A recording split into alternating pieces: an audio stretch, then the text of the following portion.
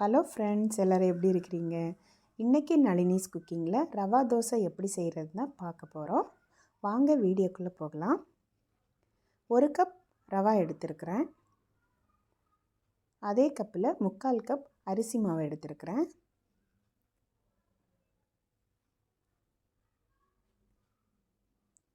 அதே கப்பில் பாதி அளவுக்கு மைதா மாவு எடுத்துருக்கிறேன்.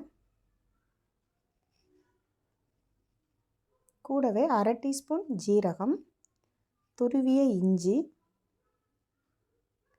பொடியாக நறுக்கிய கருவேப்பிலை, பொடியாக நறுக்கிய மல்லி இலை, 1 டீஸ்பூன் மிளகு, கொஞ்சமாக உப்பு.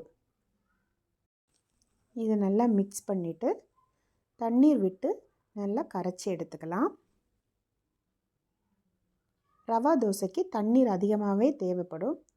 கூடுதலாகவே தண்ணீர் சேர்த்து நல்லா கலந்து விட்டுக்கோங்க. நல்லா கலந்து விட்டுட்டு ஒரு 15 நிமிஷம் நல்லா ஊறட்டும். 15 நிமிஷம் ஆயிடுச்சு. ரவா நல்லா ஊறி வந்துருச்சு. இந்த டைமில் இன்னும் கொஞ்சம் அதிகமாக தண்ணீர் சேர்த்து நல்லா கலந்துக்கோங்க.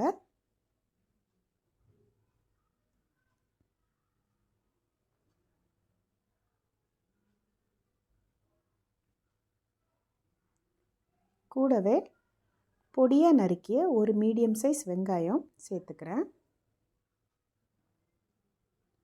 இந்த டைமில் 1 டேபிள் ஸ்பூன் ரவா சேர்த்துக்கலாம்.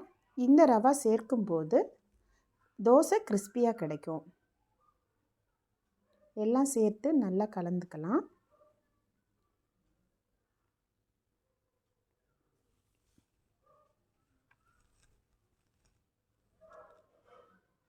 தோசைக்கல்லை நல்ல ஹை ஃப்ளேமில் வச்சுக்கோங்க. கொஞ்சமாக எண்ணெய் சேர்த்து தேய்ச்சிக்கலாம். ஒவ்வொரு வாட்டியும் தோசை ஊற்றுறதுக்கு முன்னாடி இந்த மாதிரி நல்லா கலந்து விட்டுட்டு தோசை ஊற்றுங்க. தோசைக்கல்லை ஸ்ப்ரெட் ஆகிற அளவுக்கு கொஞ்சம் கொஞ்சமாக தோசை மாவு ஊற்றிக்கலாம்.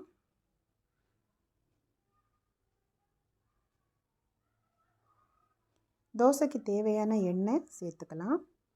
தோசை வேகிறதுக்கு கொஞ்சம் டைம் எடுக்கும். கிறிஸ்பியாக வெந்ததுக்கப்புறமா தோசை எடுத்துக்கலாம். கிறிஸ்பியான ரவா தோசை ரெடி ஆயிடுச்சு. நான் இது கூட கார சட்னி தான் இன்றைக்கி எடுத்துருக்கிறேன்.